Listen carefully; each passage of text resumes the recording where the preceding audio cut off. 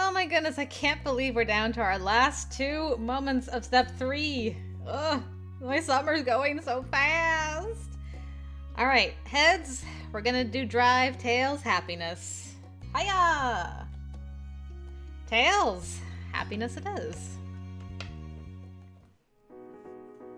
The day and the week were nearing their end, much like this step, and you were welcoming it in your own way by lying sprawled out on your bed. It was quiet in your house, getting to that time of the night where you really should be sleeping, but you didn't feel tired at all. You rolled onto your side. Outside, the last lit-up window across the street blinked out, leaving the buildings on the block faceless silhouettes against the blue-black sky dotted by stars.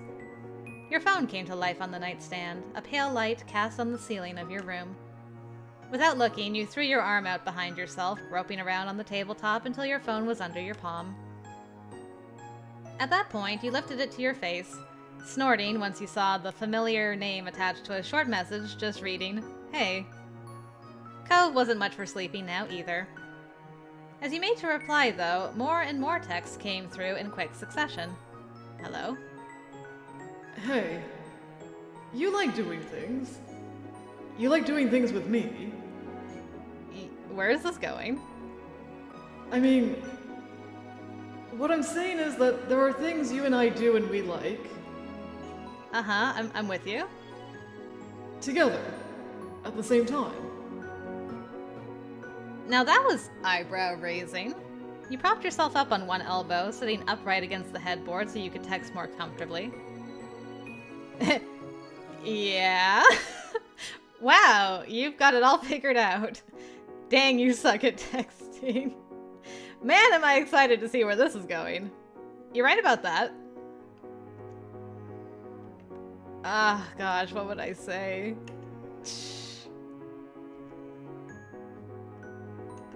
Either you're right about that or yeah? I'll do you're right about that. I do like doing things with you, together at the same time. The typing indicator dropped off and a notable pause followed. You snickered into the palm of your hand. It wasn't hard to imagine Cove red-faced, pushing his screen aside in sheer embarrassment and then scrambling in the dark to find the phone among the folds of his bed sheets. Just from that, it's like, oh gosh, he likes doing things. You soon heard from him again, though. So, for what I was saying... Yeah, sorry. You're free for a while, right? When's your next shift? Not for a while, I think. Cool, I thought so. I was just making sure. Alright. You could almost hear Cove's intake of breath as he prepared for the next part, despite the conversation being text alone. The window of your messaging app might as well have been a screenshot. You were left to keep track of the passing seconds with the rising and falling cries of crickets outside. When your screen darkened from inactivity, you wondered if you should do something yourself. No. You know what? Give him his time. Let him cook. You dropped your phone against your chest and closed your eyes. You wouldn't be able to see him, but it would be hard to miss the telltale sign of an incoming message. Even if it took a while, you were willing to wait. And soon enough, a reply came. What if we did something new or sort of unexpected? Would you be okay with that? Something we haven't ever done together? I guess it depends on the thing. Where is this leading? You lowered your phone, leaning back against the headboard as you thought it over. The streets outside your window looked different at night, but you knew that if you were to wander out, there would be no chance of you losing your way. There wasn't a single inch of your neighborhood that you didn't know by heart. And everywhere you looked, from the grassy hill behind your house to the shops by the beach, you could recall a time you'd been there with Cove, mostly just chatting as you walked together. You didn't mind everyday things like that, but as for something new or unexpected... What's gotten into Cove Holden to want to do something brand new? I am curious about that.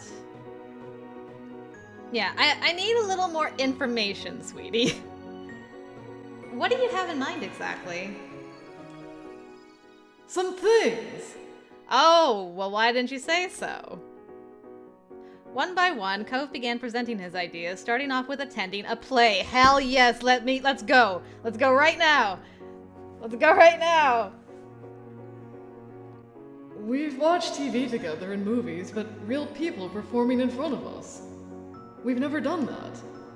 I'm not sure what plays exactly are on right now, but that adds to the unexpected factor.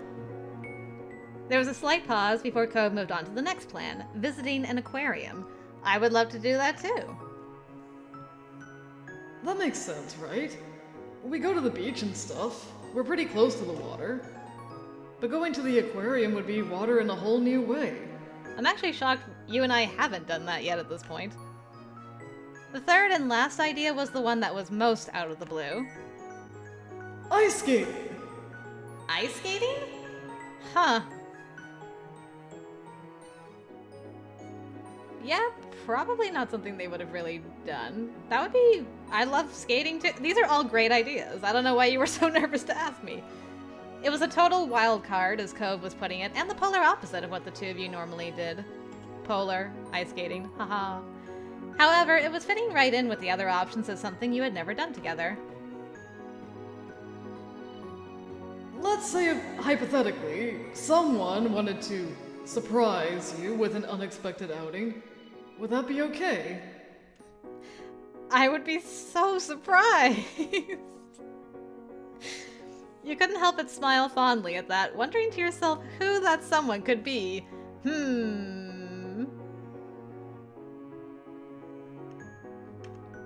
Yeah, it would be perfect if that somehow happened from someone. Hypothetically, of course.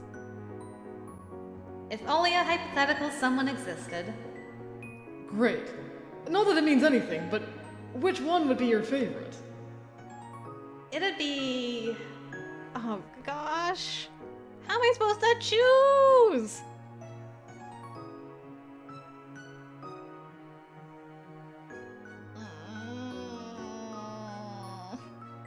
I want to do all of these. But, speaking from my heart, seeing a play trumps all three of these. I mean, I have to go with seeing a play. I love going to see plays. Seeing a play. You thought that was definitely something you and Cove should watch side by side at least once. Alright, cool.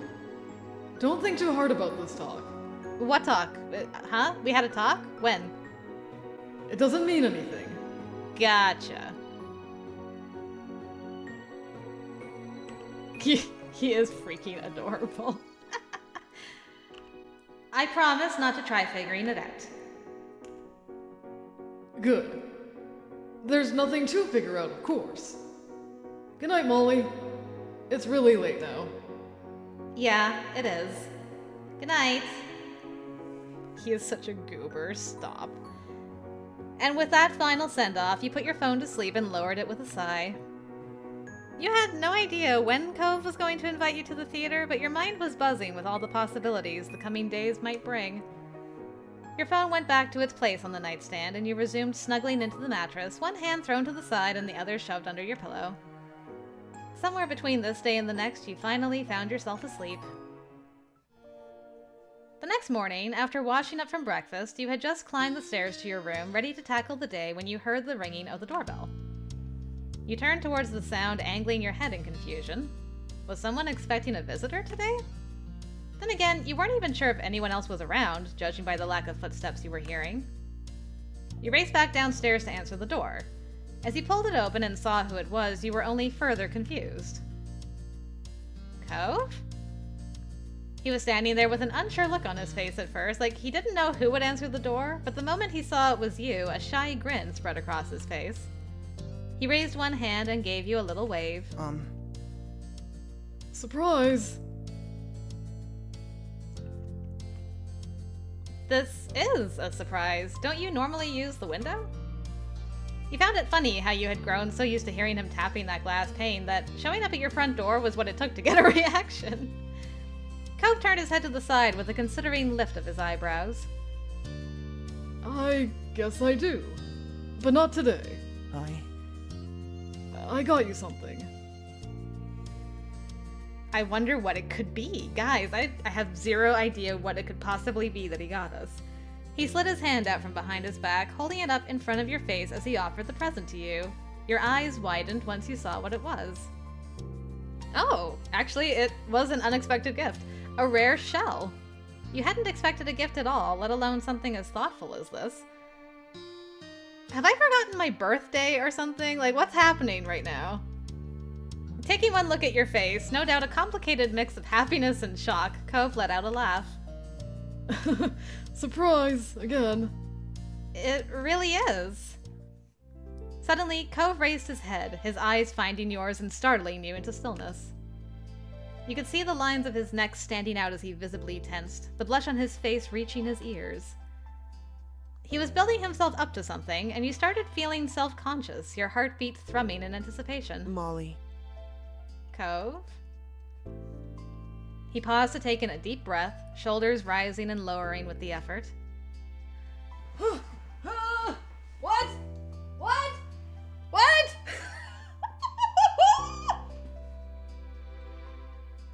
Like a friend date or a date? What kind of date? I mean... Okay, I technically took him as a date to that one shindig thing a few years ago, but... it's happening. Everybody stay calm. Would you want to go on a date? The last word you almost didn't catch. Ko's voice going so small, like the air was being squeezed out of his lungs. Before you could answer, he piped up again, waving one hand in front of himself. It doesn't have to be super committal or anything, we can just give it a try, and... yeah.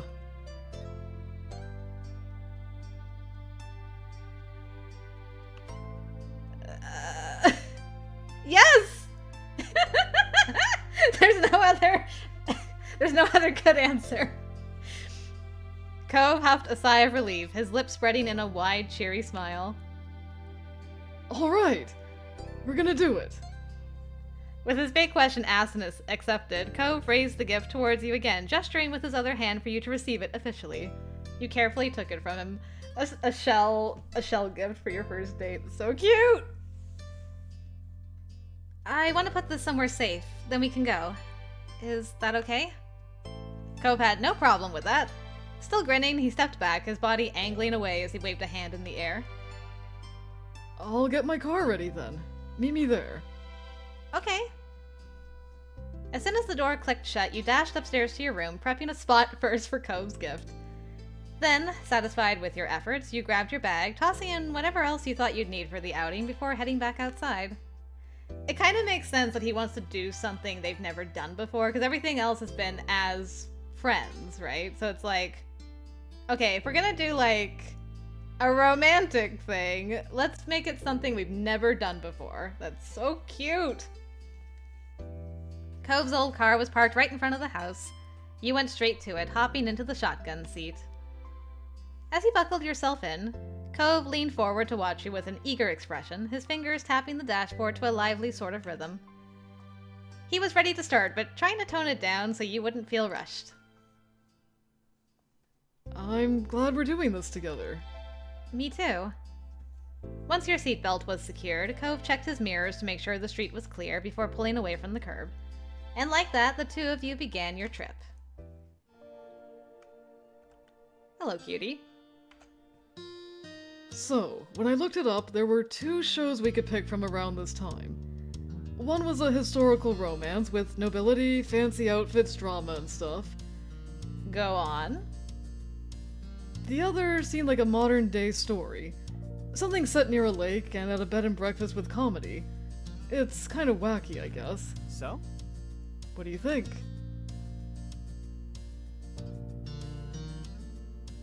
Ooh. I do like this. I mean, the romance appeals to me more, because it's got, like, everything I love. Historical fiction, drama, like, all that stuff. But I'm also a big fan of coins, so...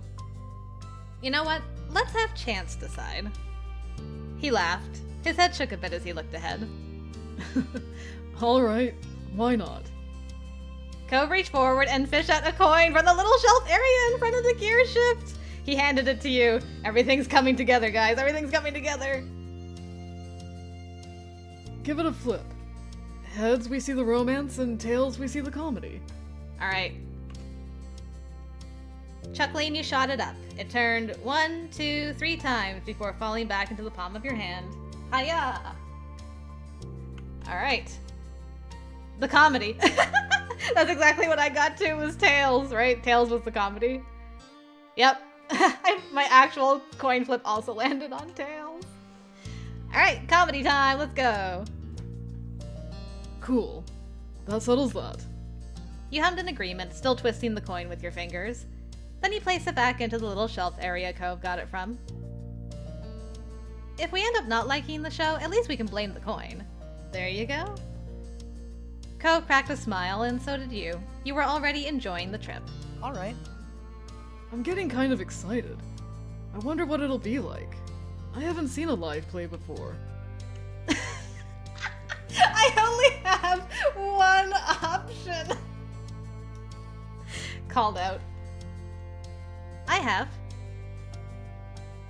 I wasn't really a fan, but I'm doing this for you today.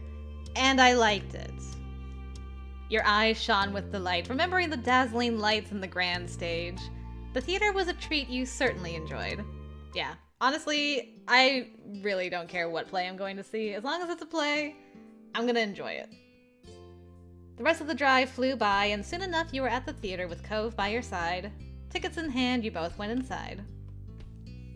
Shuffling down the aisle, Cove found the right seats. You were getting settled when the lights began to dim.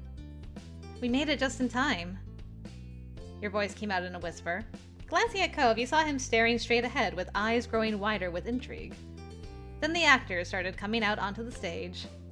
The show set the scene, telling the story of a married couple and the bed and breakfast they inherited. It was a busy life, filled with a constant stream of new and interesting guests. Hand in hand with that were the shenanigans that plagued their business, but that never stopped the couple. They intended to tackle any problem. You became absorbed into the story and performances, and you weren't the only one. Several times throughout, you could hear Cove's familiar laughter next to you. Yay. When the play finally came to a close, the audience broke into applause. Cove clapped for the actors until the noise died down. Then he spoke for the first time since the event began. It's over. Nodding, you followed Cove out of the theater. The sun was hanging low in the sky. I had so much fun. I can't believe what a good time that was. I'm glad you picked this. And I know you like plays, but is there a reason you went with this out of the other ideas? I'm just curious.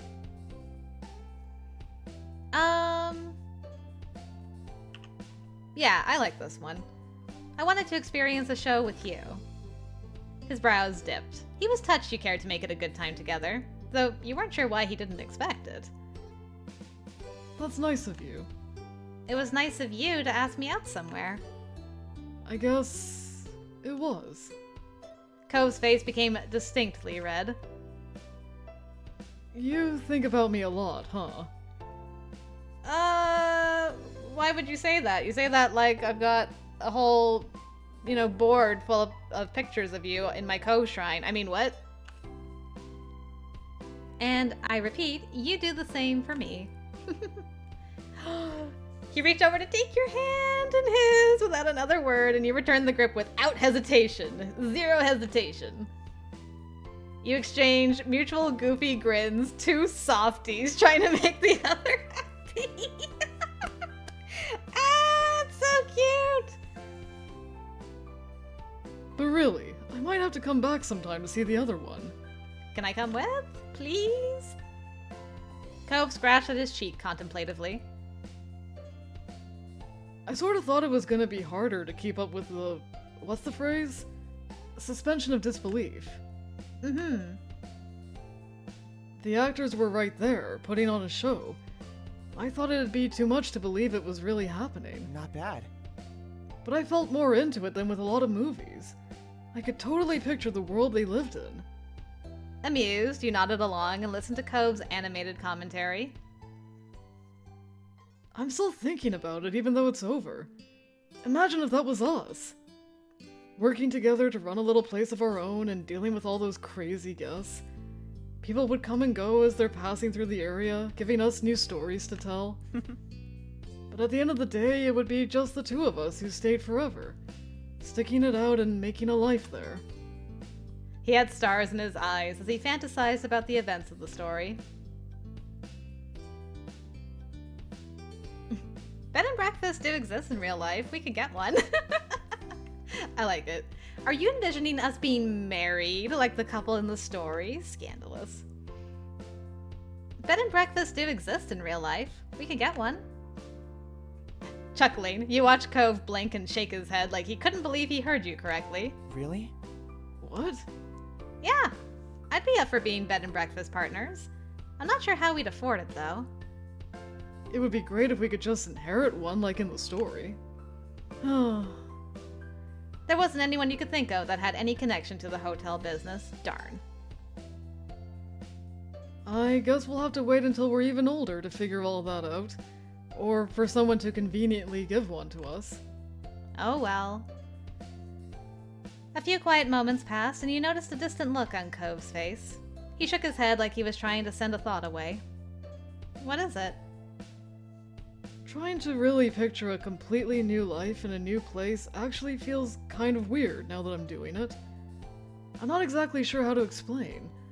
It's exciting, but also sad. I'm thinking too seriously about this dumb idea, I guess.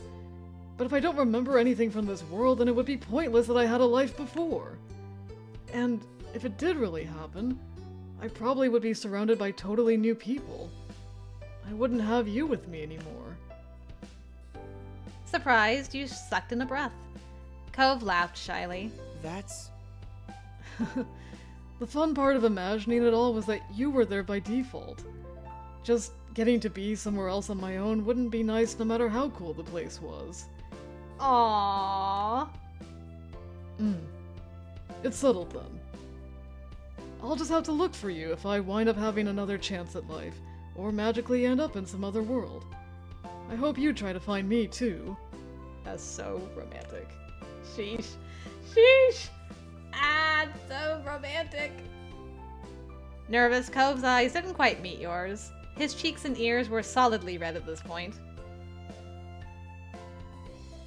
I'll see how it goes. My new life might keep me busy.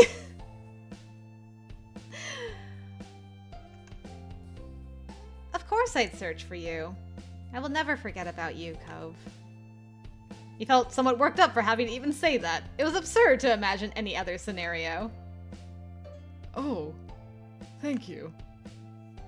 The sincere tone in his voice struck a deep chord with you, and you had to return the earnestness. I mean it. There's nothing anyone could do to stop me from trying to find you again. Well, in that case, it'll work out after all. He took a deep breath and stretched his arms high over his head. He then turned his head to your direction and pointed with his thumb to his car. We better get back to our real world now, huh? It's getting late, and I think we're the only ones still out here. You spun around, taking a good look at your surroundings. Cove was right. All the other cars that were out here after the show ended were long gone. Yeah, we are. It surprised you how much you really lost track of everything for a while. You even failed to notice how dark it was until now. Come on. Let's go home. After that, you made your way into Cove's car. He set course for your neighborhood. Your legs felt stiff from standing still and talking for so long, but it was worth it. A ways into the drive, Cove glanced towards your direction. You stretched your arms as you shifted in the seat, waiting patiently for him to say what was on his mind. So... I know this was unexpected, but thanks for coming along. Still the worst attempt at a surprise ever. It was so sweet. Ugh.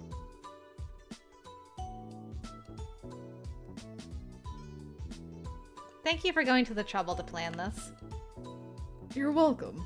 It was no trouble at all. He spoke with a quiet confidence. He felt good about your reaction. Nice. The drive continued in comfortable silence. Cove wore a content expression on his face that warmed your heart. Doing things like this with Cove, he made you happy. Your heart skipped a beat thinking about how mutual the feeling seemed to be.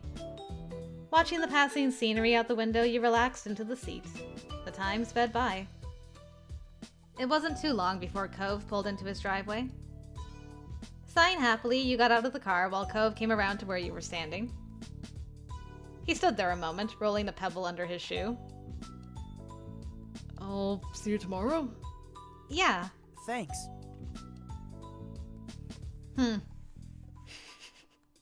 What happens now? That was so cute. We went on a date, and I'm like, I mean, I know he says like non-committal kind of thing, but like for real, what happens now? After that, you and Cove parted ways for the rest of the day. Even when you fell back into your normal routine, your mind refused to stop buzzing with the memory of your little adventure. As you crawled into bed and closed your eyes, you were back in the best parts of today. You hoped Cove's surprise would continue just a bit longer and continue in your dreams. After breakfast the next morning, you were sitting with your moms and Liz. While you were mildly listening to the conversation, the side of your face squished into the palm of your hand, the doorbell rang. Oh? I'll get it. Mom passed by you to the front door. Your eyes lazily followed her, then you turned your attention to Ma and Liz. They were still lightheartedly chatting. You weren't sure about what. Your focus snapped back when your name was called from across the room. Cove? Hey, Molly. You have a guest. On your way to the front door, Mom gave your shoulder a pat as she returned to the living room. When she moved by, you saw who was at the door. It was Cove. Again. A smile stretched out across his face the moment your eyes met. Hi. Hi, Cove, sweetie. Instantly, you looked over your shoulder to see Ma several feet away, but within eyeshot of the door. She waved. He's like, When you faced Cove again, he was looking at the ground shyly. It reminded you of the last time you had seen him the night before. That was all the push you needed to step outside, closing the door behind you for some privacy. You coming to the door all the time, starting to get weird. Hi. Hi. Then Cove chuckled awkwardly. He didn't quite meet your eye as he pulled out another gift from behind his back. Surprise. Wanna go to the aquarium with me? What the heck? Are you gonna do this tomorrow too for the ice skating? What? You blinked and then switched to staring at him in bewilderment. Cove's eyes narrowed conspiratorially. The real surprise was that I'm gonna invite you to all 3 places. You never had to choose only one. I just needed to make sure that they didn't sound completely terrible. Aww. The longer Cove spoke, the quieter his voice became. He shyly scratched at the side of his cheek. So is this one long date or 3 separate dates? And to check if you'd be free. So... surprise, again.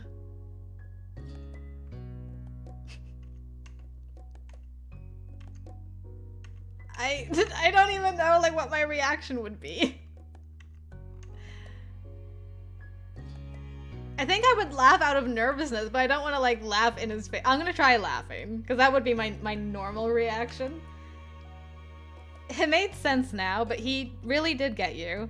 Before, you never thought that Cove would treat you to his other suggestions. Composing yourself, you noticed that Cove was shyly looking past your shoulder. Oh, do you like what I got you? Cove nudged the present in his hands towards you, hoping that you'd take it. Until now, you hadn't completely registered it. It was a carefully chosen stuffed animal. Aww!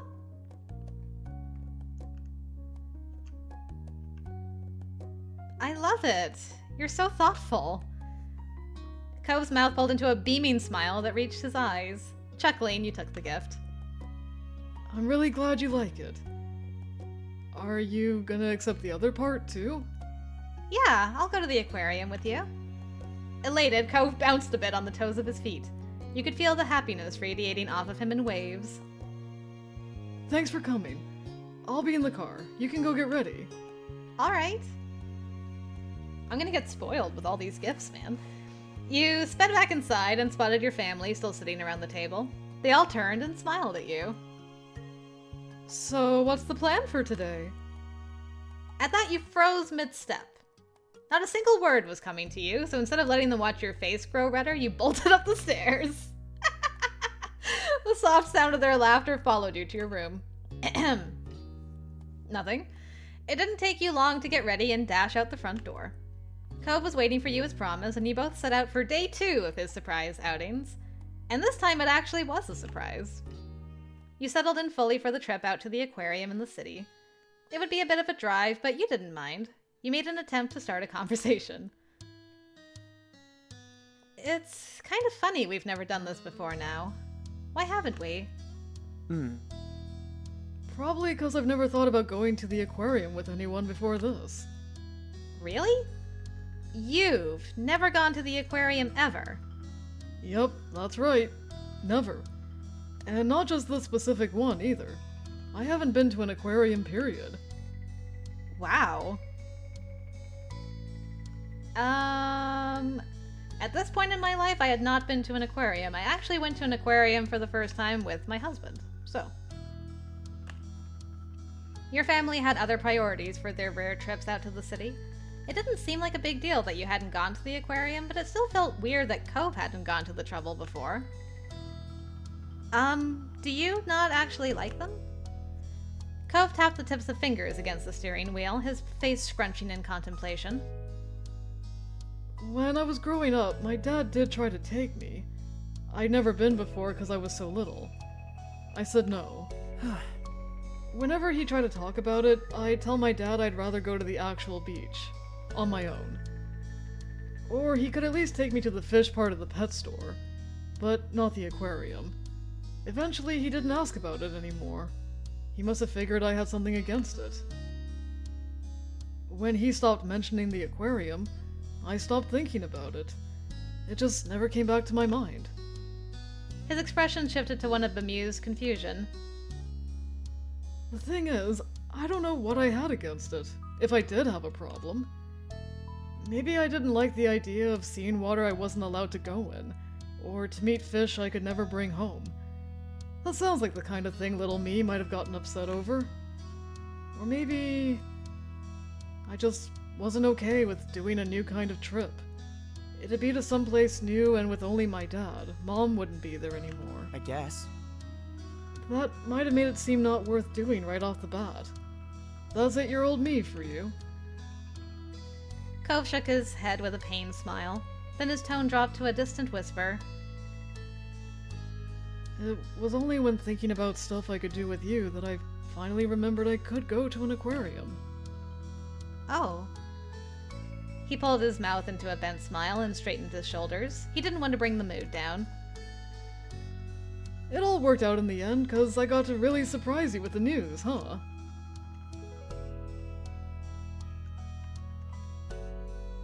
I'm excited we'll both be going there for the first time together. Me too. It'll be good. The conversation continued on with idle chatter about what you'd do when you got there. Then the large angular building decorated with ocean-themed cutouts came into view. You'd arrived at your destination. You hopped out of the car and headed over to the impossibly large guest entranceway. Cove's head swiveled around to let his curious eyes take in every view, and you weren't even inside yet. You could see the realization of what he'd been missing out on dawn on him in real time. Cove bounced on the balls of his feet as the two of you stood in line to get tickets. His excitement continued to build. Ooh, very nice. When you finally were face to face with the tanks, you could hear Cove quietly gasp from your side. He briskly took some large strides to get further into the room and to get closer to the glass barrier. There he stood still. After taking a moment for himself, he whipped around to look at you. Cove was outright vibrating with excitement. His mouth opened in a large smile, but all that came out was tiny squeaking giggles. It bubbled over into full-on giddy laughter before he was able to speak in earnest. Each word was full of joy. It's amazing! I love it here! Of course you do! This is gonna be a tiring day, good lord. Of course you do! There's no way someone like you would hate a place like this. He cheered back without hesitation. Yeah, the aquarium is great! The two of you wasted no time before rushing around the place. You went every which way across the aquarium. Cove was enthralled by each new sight. His eyes alight like a kid in a candy store, and a perpetual smile made its home on his face. No metaphorical stone was left unturned. He viewed all the tanks from his tallest of heights on his tippy toes, as well as crouching as low to the floor as he could manage. Your exuberance was just as bright as his, buoyed further by how happy you were that he had found such happiness. You beamed. After making an entire trip through the whole building, you and Cove finally slowed the pace down. You had arrived back at the original viewing room. It was a good spot for a break. Cove stood quietly near the tank in almost the same spot as he had when he first took in the view. Somehow that moment already felt like a long time ago. You weren't sure if he was feeling the same way. Cove simply watched the watery world inside with open fondness. He wouldn't get tired of that view ever. You were certain of that. You walked up to stand by him, taking in the same otherworldly experience of having a sea right in front of you. Suddenly, Cove swallowed hard. Your head tilted. He wasn't looking at you. His eyes were glued to the vast ocean view in front of him. But his bright red face reflected clearly in the floor-to-ceiling glass pane separating aquarium goers from the water. You couldn't understand. Nothing had happened.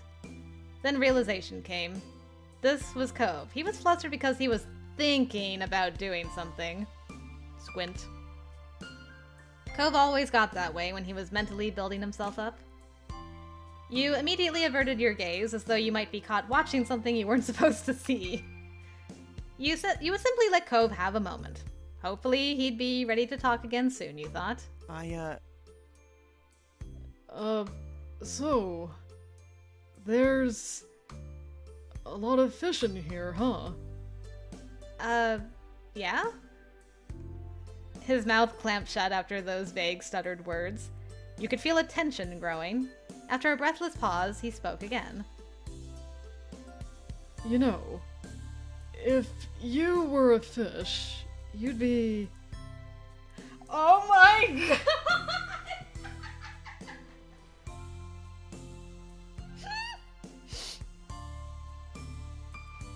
I'm just gonna go melt into this drain over here.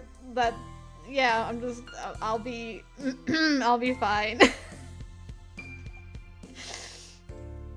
an angelfish. Because you're an angel.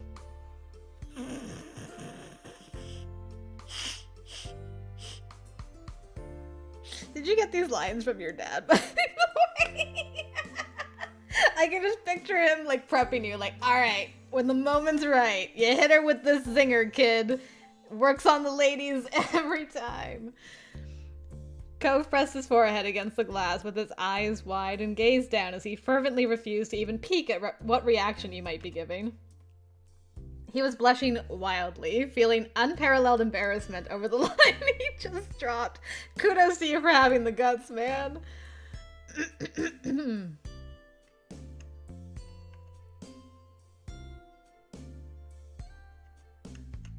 It's one of these. It's one of these. I'll do this one. You thought it might be good, that it was something of a rare occasion for Cove to be that direct. It was a lot for you.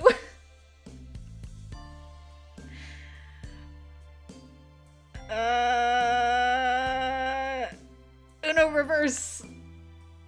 Well, if you were a fish, you'd be a clownfish. Oh no. A silver dollar, specifically 20 silver dollars. Teardrop butterfly fish because you cry a lot. I'm going with the top one. I don't care, I'm going with the top one.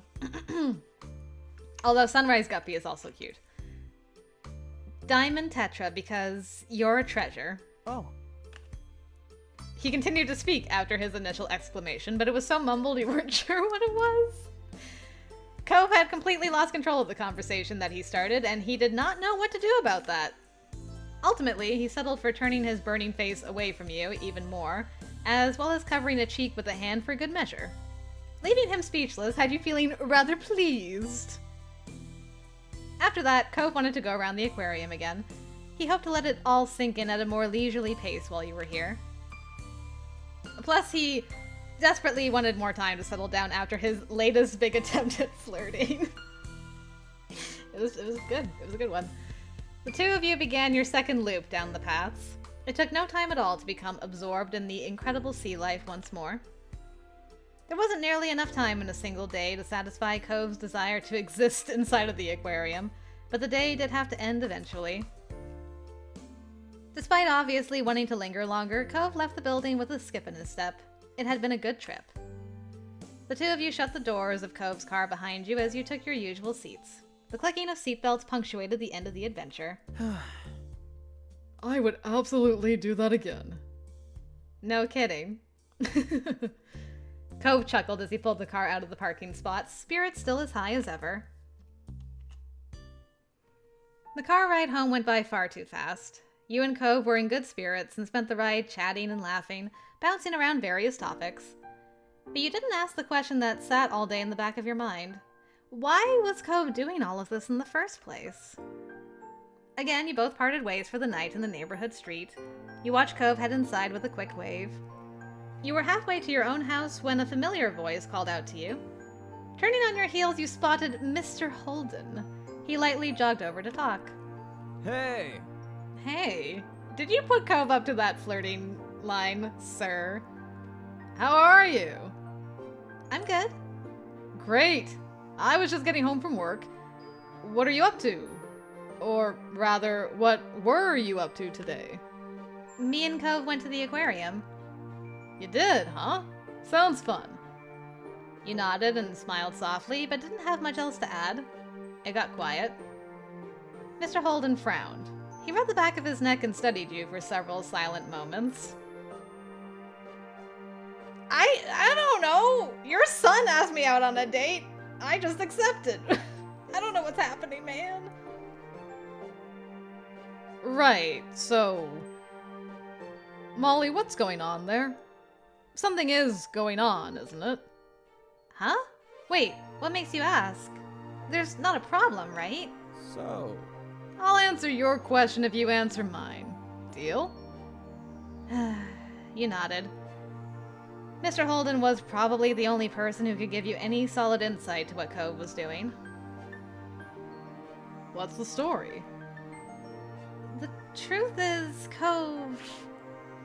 Cove's been doing a lot for me lately. Way more than usual. For 2 days in a row now, he's planned special dates and gifts, too. I don't know why. Cove's father nodded contemplatively. He accepted the situation easily. That actually makes a lot of sense, considering...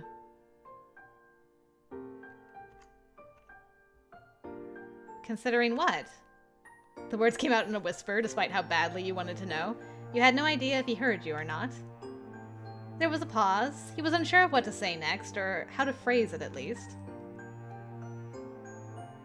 Honestly, I've been the littlest bit worried about Cove lately.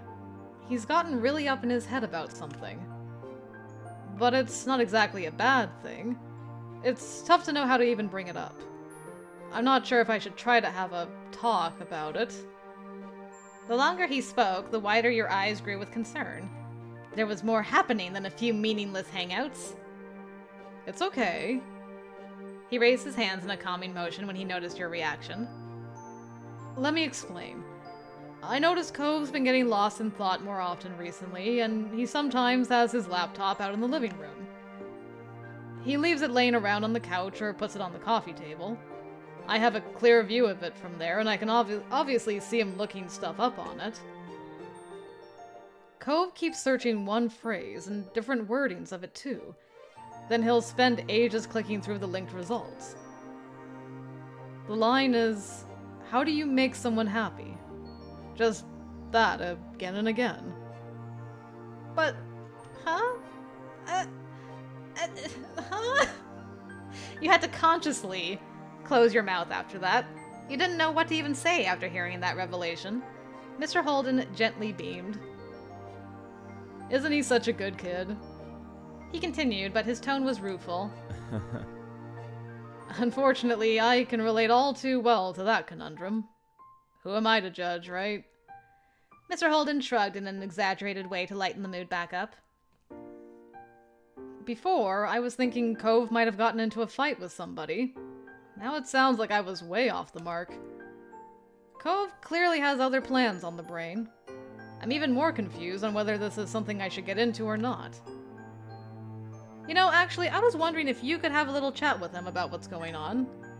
It sounds like you're at the core of Cove's sudden study session, so he might feel more at ease talking about it. Or more embarrassed, but he'd still probably do it.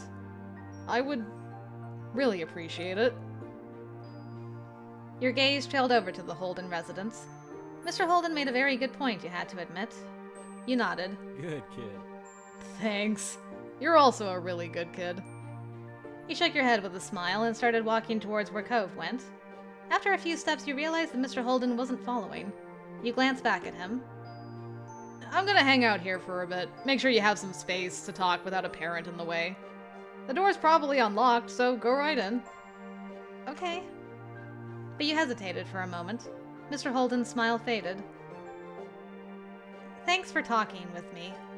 This has been on my mind too, and I think it'll be good to ask Cove if everything's okay. Absolutely. Agreed. It'll all shake out right in the end, I'm sure. Mr. Holden grew much happier than he was a moment ago. Feeling ready, you turned right around and went into the house. Hey, Cove was sitting on the couch with his aforementioned laptop open. He peeked up at you with a puzzled look, and then it melted into a smile. I thought you were my dad. Did you forget something?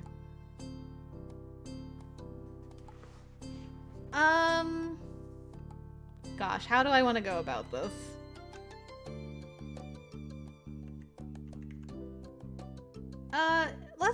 Let's lead with this. I'm not doing the whole secrets thing with Dad anymore. We're gonna leave that behind us. Your father and I, we were actually just talking a minute ago. You pointed at the door behind you as you spoke. A silence stretched on uncomfortably, and slowly Cove's expression twisted in confusion. Okay. Why are you here? Yeah, it would probably be cautious from me. Don't panic, but can we talk about something? Cove's eyes widened, fighting the urge to immediately panic at your seriousness. But he nodded. You tried to smile reassuringly. You could tell he wasn't convinced at first. It's not a problem. I swear. Okay. Cove closed his laptop and laid it on the couch cushion next to him. He got up, shuffled past the coffee table, and stopped right in front of you. He spoke in a hushed tone, only hearable because of the new closeness. Are you alright? Yeah. I was wondering, well, if everything was alright with you. You've been making these big plans out of nowhere, and your dad mentioned that you've been kind of distracted lately. I wanted to know, why have you been looking into how to make someone happy? He noticed that. Are you mad? No. I guess I really was distracted. I didn't think people around would actually be paying attention or taking note of things.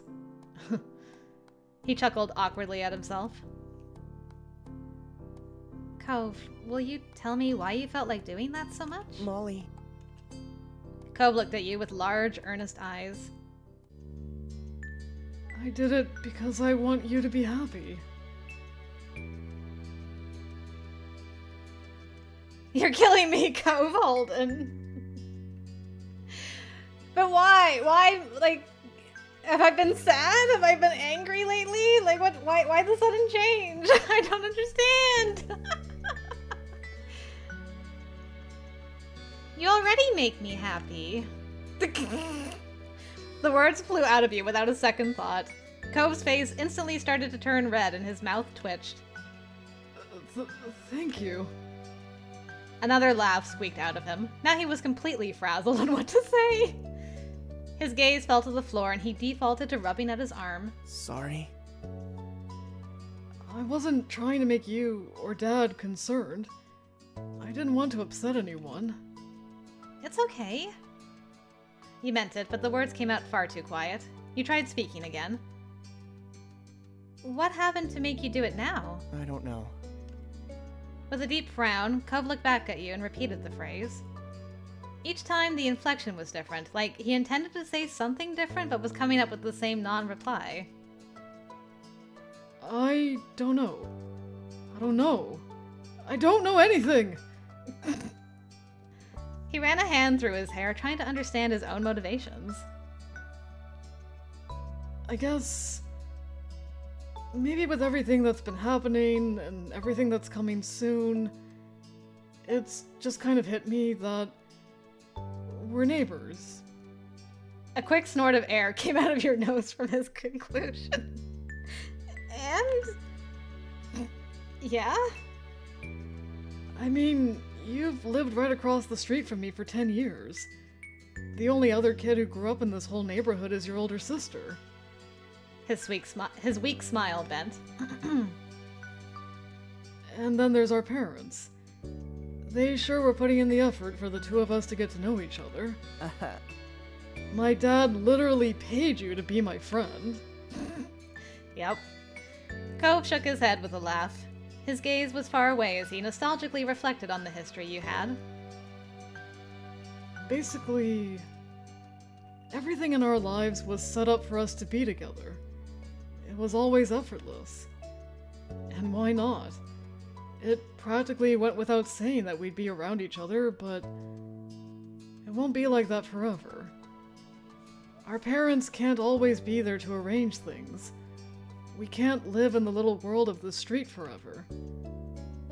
Do I even know how to make it work when I don't have every advantage possible? I've made you happy in the past, but could I keep doing it? What even is it that I do that makes you happy? Cove started to run a hand through his hair again, but he stopped partway through. He looked at you earnestly. It was like breathing. When you're just going through life, you do what you're doing without even thinking. And then something reminds you that you're breathing, and you become way more conscious of it. Being with you is the same. I do what I normally do without pondering deeply on it, but now all this stuff made me start thinking about it. Then I couldn't stop thinking about it. I felt like I needed to try harder, to make an effort. For you, for the relationship we had. I had to, and, well, that's what I did. Cove scratched the back of his neck. He looked sheepish now. It seemed like such a good idea in my head. It made complete sense, but maybe it was dumb. Come here, you. Crashing into Cove, you wrapped your arms tightly around him and buried your face into his chest. You nearly knocked the air out of his lungs moving so fast, but Cove soon recovered and held you back. Stepping back, you took a deep breath. Cove shifted how he was standing and watched you bashfully. You're a big moron! You baka!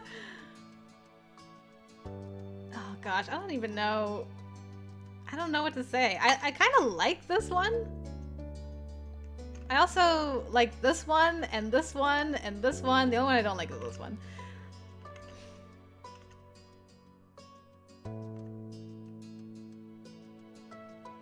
I'm gonna go with the bottom one. You know it's okay to tell me when you're feeling like this, right? You watched him with pleading eyes. You didn't want him to keep things like this to himself. He nodded carefully.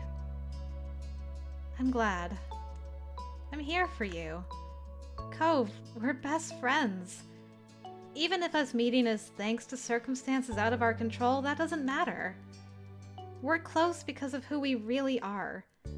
We found something in each other that made us want to be together. Nothing can take that away. There was a pause where neither of you were certain who was going to speak next. Cove sniffled. Wow.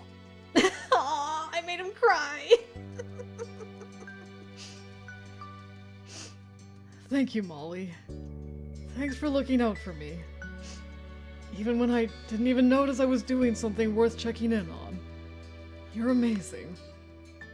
Someone has to do it. It's no problem. And you meant it. Cove was always there for you when you needed him. You breathed a happy sigh of relief that you were able to work this through.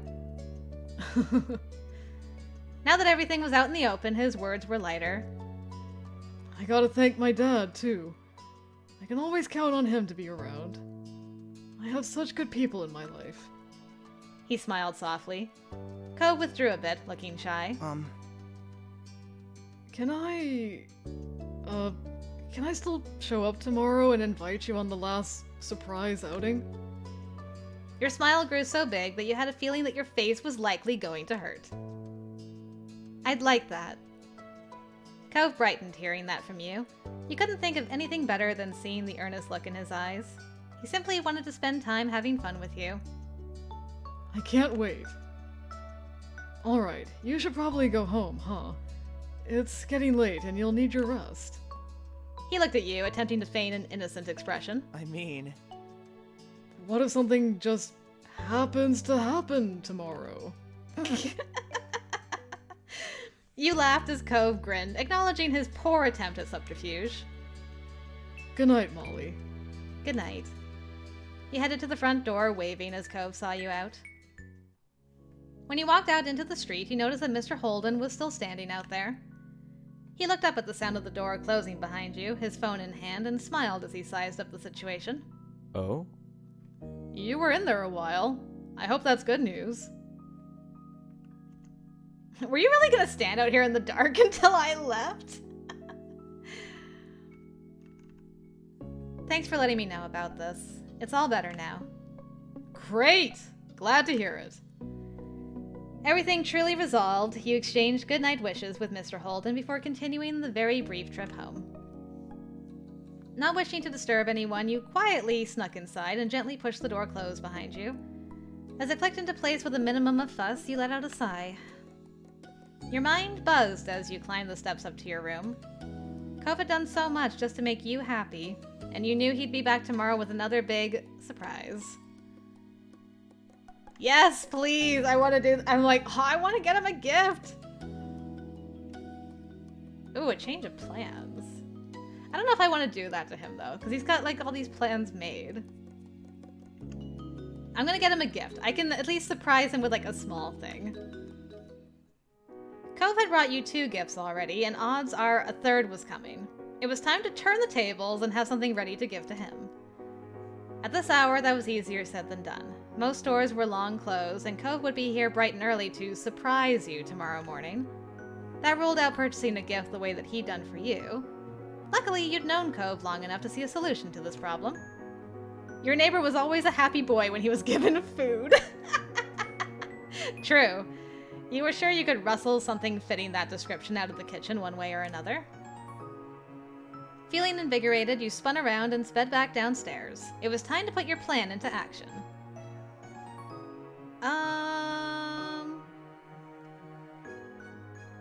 Yeah, I was a decent cook. I can make something he loved. You sized up your options. With an early start, you'd be able to pull together something simple in the morning. If you wanted to go for something more elaborate and time-consuming, you'd need to do it right now.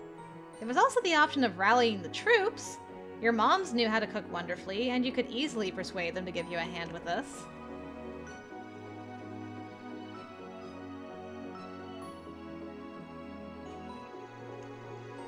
I mean, I'd like to do it myself, so it's like from me specifically, but I also would love to have the moms help. I'm gonna flip a coin for this one. Heads alone, tails with the moms. Hiya! Oh, it's gonna come from me. It's made with love. Let's do it. It was for the best. Oh, cinnamon rolls. Could do fudge to remind him of that time I got him fudge, but oh, cinnamon rolls. Because he's a cinnamon roll. Even as a grumpy little boy who had just moved in, cinnamon, sugar, and frosting had brought a smile to his face. He was going to light up with childlike glee when he saw what you had planned. I love that we have a flashback of Small Cove. Adorable. There was no time like the present. You found a suitable recipe and started pulling ingredients out ready to be measured. Once you had everything you needed lined up and ready for attention, you began working through the steps. You made the dough quickly, knowing it would need time to rise before it would be ready to roll out and let you continue the recipe. You strapped the dough into a bowl with cling film, hoping that the yeast would do its job. You needn't have worried. An hour later and the dough had doubled in size, just as promised. You continued with the recipe, rolling out the dough, layering it with the cinnamon sugar filling that Cove had so loved, and readied the rolls for the oven. Soon the kitchen was full of sweet smells as heat joined the ingredients into one. As you waited for the timer, your mind continuously drifted back to younger days. You recalled the chatter of tourists and seagulls on the busy shopping street that had felt so vast when you were a child. Eventually, a beeping brought you back to the present. The rolls luckily came out fluffy and golden, naked without their white frosting coats. You'd whip that up while they were baking, but you had to fight the urge to ice them right away. Until they'd cooled, any frosting you put on them would melt right away. Once you were satisfied that they'd cooled down, you topped them with a sufficiently thick layer of frosting. You dusted off your hands, satisfied with a job well done. With your mission accomplished, you headed back up to your room. You took the steps lightly, feeling buoyed as you imagined how happy Cove would be with your unexpected gift. Cove was working so hard to make you happy. You dearly wanted your friend to be happy too. You could only hope your efforts would work as well for him as his plans were working for you. You were up early the next day, ready and waiting for Cove's inevitable appearance. Your ears were perked, listening for the doorbell, but instead what you heard was a familiar rapping on the window pane. Dang, he got me again. There was no need to look to know who that was. Only one visitor used your window as his personal entranceway. Getting up, you headed over to let him in. You gazed into your neighbor's face as you unfastened the window, opening it wide. He smiled at you, still crouched on the window ledge.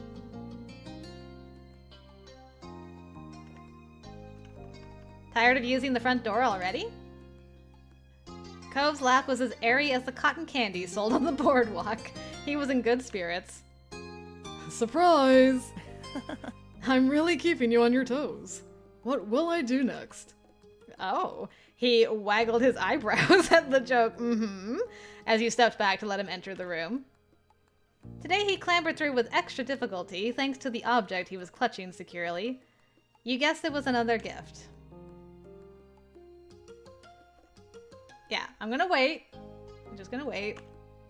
Sure, he'd know that you'd seen it and had probably reached your own conclusions, but he'd worked hard on his surprises. You wanted to play along. Cove smiled sheepishly as he held out the present to you. With a bit of flair, Cove clinked together 2 mugs like he was giving a toast. Both cups were stamped with the Sunset Bird town symbol. One for you and one for me. I thought it'd be pretty fitting with us sticking it out here for a while longer. His eyes were trained on you, searching for your emotion on it. I hope you like it. And another hug. You threw your arms around him and hugged him tightly. Cove nuzzled your head, still holding your present carefully. I can't believe you.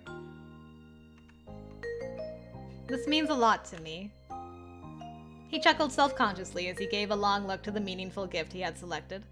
It was as if it was growing heavier in his hands. I really do support your goals. I just want you to know that. I do. Then you accepted the thoughtful present into your own grasp.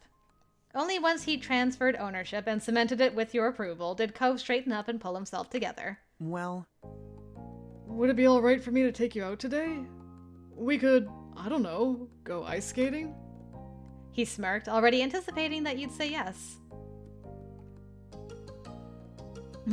You're lucky I've got time for you in my busy schedule. Of course. His expression brightened further. That was exactly what he had hoped for. Thanks. You were glad to see how happy your acceptance had made him. But before Cove could whisk you away on another big outing, you made your own move. Your surprise would be better now than when you got back late that night. Would be better now than when you got back late that night, okay. Actually, before we go, I got something for you too. What? Really? It was amazing how surprised he was. Cove had spent 3 days raining gifts and special trips on you, but he hadn't at all counted on you doing something in return. What is it? Stay here for a second and I'll show you. Okay. He watched you expectantly as you turned around to head downstairs. You reached where the cinnamon rolls were waiting and collected the prize. As you flipped back around to your room, gift in hand, there was a smile playing out across your face. Cove was patiently waiting where you'd left him, tapping his fingers against the sides of his pants.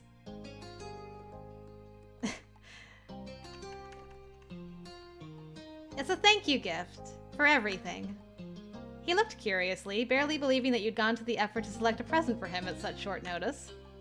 You handed the gift over for his inspection. His eyes widened as he saw the treat. I thought about what you'd like, and, well, I made you this. Oh, He blinked, the present totally taking him by surprise, but his eyes were alight with glee. you made me cinnamon rolls? I love them, though I don't get them a lot. They're not the kind of thing we normally have around. He glanced up at you shyly. I can't believe you still remembered. It's amazing. You chuckled, recalling those moments long ago that you spent together. How could you not remember days with a guy like him? The sentimental air was quickly dispersed as he scooped up the cinnamon bun and gracelessly squished half of it into his mouth. Is it alright? Cove kept chewing, gesturing apologetically to his occupied mouth. Finally, after what felt like an age, he swallowed. It's so good. The best one I've ever had. Cove wiped his mouth with the back of his hand, now a little calmer after the initial burst of excitement. His feelings instead settled into an easy, warm affection. It's nice. Thank you for this. It's so nice of you. Don't eat so fast that you choke. I'm glad you like it. You blushed from his praise. His features softened, and you felt like you were being thoroughly appreciated. The food you gave was also getting its due attention. He'd already gone in for a second serving. You couldn't blame his indulgence. That said, the amount you'd given him was enough for several servings, far more than even Cove could usually finish at once. You made sure of it. But as he continued to devour it, you were starting to suspect that polishing it all off was the goal. In spite of the generous portion, he was willing to try and eat it all in order to show you how much he liked the present. It's okay to save some for later. I don't mind. You could tell that he wanted to show how taken he was with the gift, but you'd not presented it to him as a challenge to be overcome. Cove finished his current bite and let out a satisfied sigh. Alright. I'll stop for now. There's other stuff to do, and I can have more later. You smiled at him, relieved that your gift could be enjoyed and not inhaled. You rubbed your hands together before piping up. We can do your surprise now, too. Yours was a better surprise for sure. It was a real one. But yeah. He grinned broadly as if the exchange had fired him up even further. I'm definitely gonna take you out now. Cove offered you his hand. Nah, I don't need that. I don't need that right now, thanks. You took his hand in yours, palm to palm. Cove squeezed your hand before heading out the door, guiding you along. I can't even talk, I'm so excited. Walking along holding hands inside the house past the mom. Stop. Hand in hand, you wove down the stairs together, out of the house and into the neighborhood. I'm so sad the moms weren't there. I wanted to hear their commentary on that. Or their raised eyebrows or something. Cove's car was parked nearby. He unlocked it, allowing you to reach your regular spot in the passenger seat. Cove paused to put what remained of his present safely away before hopping into the driver's seat. He set off, beginning your trip to the third and final activity of Cove's grand happiness plan. Now that you were sitting down for the drive, it felt like a good moment to regain your bearings. You shrugged your pack onto your lap and began thumbing through your things to make sure that in your hurry to leave, you hadn't forgotten anything important. Yeah, dress normally but with some extra layers just in case. With the jacket stuffed in there, your bag had taken on a lopsided sort of bulk, awkward to carry around. You zipped it closed again, and Cove began to speak, raising his voice to be heard over the ambient noise of the car ride. So... Ice skating. This is gonna be crazy. Having fun with water that's frozen. Unheard of. He chuckled at his own joke, and you shook your head at him, though you couldn't help grinning at his silly comment. As you looked at him, you caught a glimpse of the back seat. It was empty, which wouldn't be strange any other day. You didn't bring a jacket? Nope. You know I hate extra layers, and there aren't any parents around to force me to do it now. Nice.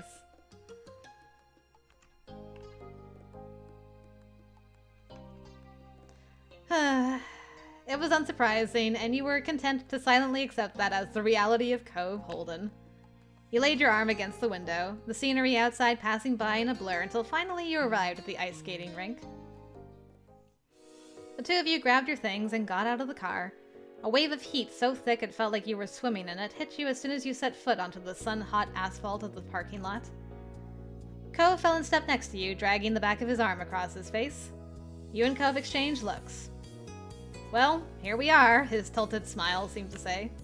The skating rink was a large building of glass and concrete with its name plastered in simple white letters above its entrance. The nondescript flat rooftop-style architecture reminded you a bit of the local mall. Ooh. You went in. As the door slid shut behind you, you heard Cove's sharp intake of breath. You glanced over at him, seeing the stunned look on his face, his lips drawn tight in a frown. It's really cold in here. Of course it's cold! You have to change your name from Cove to Cold. That's so dumb. I guess you'll have to change your name from Cove to Cold. Cold Holden? Colden, for short. That way, next time we come here... Cove had his arms wrapped around himself in an attempt to keep warm, all forgotten in favor of throwing you a questioning look. You can say, "It's cold in here." That was so bad. You covered your mouth and snickered at your humor. The joke got a trembling smile out of him, too. How about you? How are you feeling?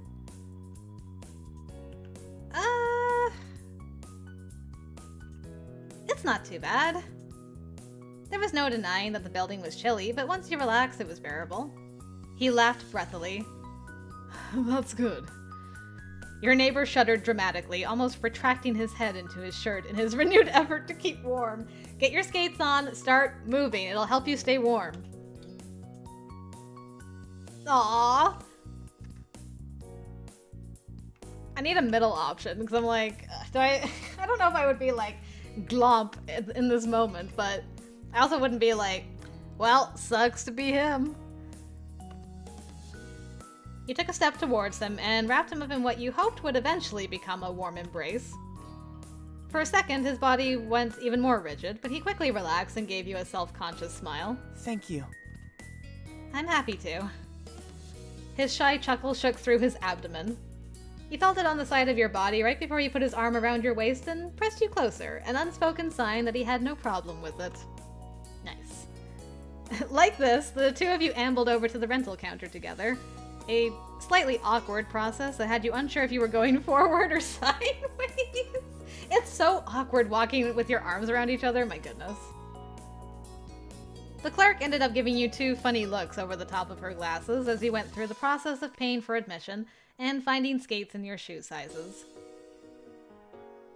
But throughout it all, Cove didn't shiver once. Eventually you had your skates. It was a particularly well-worn set. Still sturdy, but where it had once been blue, it was now faded, and where it had once been white, it was now closer to tan. With some time and a low bench, you both were set up with the rented shoes and now stood by the opening to the rink. It was an oblong shape, surrounded by a paneled wall with rails. You were a little amused to see that there were others dressed in t-shirts and shorts, and you turned to Cove to point it out. The answering laugh that came sounded a little distracted. Well, here we go. Tentatively, he took one step out onto the ice. The series of movements that followed were reminiscent of a jack-in-the-box swinging back and forth on its spring. You thought you might laugh, but it died in your throat when for one heart-lurching second, Cove's upper body tipped forward at a 90-degree angle. His hand shot out, slapping against the ledge running along the plexiglass panels on the side of the rink. A relieved sigh left both him and you. He was mumbling to himself as he craned his head back. He must have caught the alarm on your face because he gave you a smile as shaky as his pudding. I'll make it work.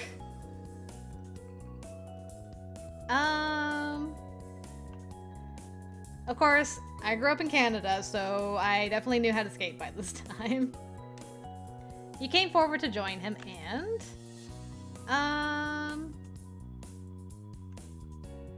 yeah, I probably would be a little shaky if I went now. It's been a few years, for sure. On wobbly legs, you somehow made your way over to Cove. He looked at you with an understanding smile. We'll both work on it? Yeah.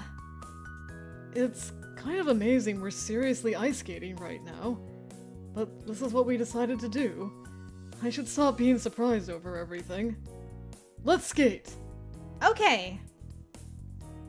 The two of you developed a cautious rhythm, drawing long, slow circles around the edge of the rink side by side. Neither of you were experts. In fact, it was hard to tell who was worse. That's bad if I already knew how to skate. There were no complaints from either party when the pace was kept slow, or even stopped entirely whenever one of you needed to grab onto the edge again. Despite how ungraceful of a pair you were, it was fun. White puffs of air released from you and Cove as you laughed and cheered each other on for the smallest achievement. There were also still plenty of moments spent clinging onto each other for added warmth against the unrelenting chill of the space. The hours slid right past you, and just like that, it was suddenly time to call it a day. After returning the borrowed skates, Cove and you ventured back out into the California air. Even though the sun was almost behind the horizon, it was still palpably warmer than inside the rink. Cove rushed over to his car, his shivering hand clutched to yours. You let him pull you forward in his mad dash to the vehicle. Doors were opened and closed, seats were taken, the engine switched on, and heat turned to max. I would think it would be really warm outside even, just the change in that. But he's like, no, we need all the heat. At that, Cove finally relaxed. Your foray into the freezing cold had ended, and nicely at that. On the return leg of the journey, you felt Cove lapse deep into a world of thought. Typically, even when conversation was exhausted, his eyes would flick to you occasionally and you'd exchange smiles and other such gestures. This time his focus was split purely between the road and the recesses of his mind. But as there was no sign of trouble on his features, so you were happy to let him mull over whatever he needed to in peace. The trip drifted by in a comfortable silence. Before long, you were back in the neighborhood. You each left through your respective sides, and Cove stepped around the vehicle to stand with you. Wordlessly, he gestured to your home. He was intending to take you there. Perhaps he felt the trip wasn't truly over until you were literally inside your house. You contentedly continued to go with Cove on his whims, and you went inside. Once under the light of your living room lamps, his eyes locked onto yours. Thank you. I know all of this was a lot, but I really did have so much fun. He grinned in an almost conspiratorial way. We really did it. This whole entire dumb plan of mine. I was happy it all became a reality. I hope you're happy too. I felt worse. I've never been happier. The smile he wore was small, even restrained compared to some of the grins he'd flashed earlier, but it was imbued with a calm, comforting contentment. In this moment, he was as joyful as you'd ever seen him. His next words escaped in a whisper. No one makes me feel the way you do. But he moved the conversation along before you had a chance to react to that admission. It had to be intentional. Cove? Molly. Yes? Could I ask for you to go along with one more surprise? His voice was gentle, even as he implored you for a little more. The question itself was the surprise. Another? You could hardly believe that there was even more hidden up his sleeve. Cove chuckled quietly, nodding his head ever so slightly. A new one. I think I don't want to go home already. Not yet. And going back to one of our usual spots sounds fantastic after all this new stuff we went through. Yeah. I'd like to stay with you a little longer. Though, coming from you, that request isn't much of a surprise. You mirrored his delicate smile with one of your own. Yeah. You're right. I'm bad at surprises. What a surprise. The two of you laughed together over the silliness of this entire mini-adventure Cove had concocted. Thanks for saying yes anyway. You walked down your usual path, side by side. You trodden the same path many times. By all rights, the novelty should have been long gone, but you found fulfillment in every step you took. You were sure you always would, with Cove supporting you along the way. Whether he was near or far, it didn't matter in the end.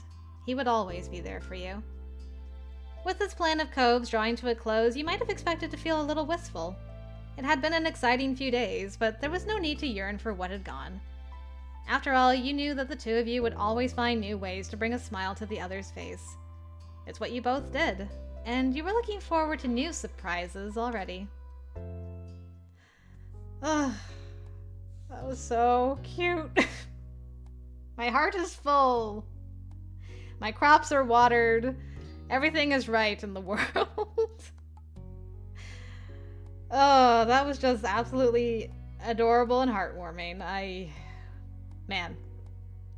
Definitely one of my favorite moments. Is that a surprise? Probably not. Alright, one more to go, and then that'll be the end of step 3.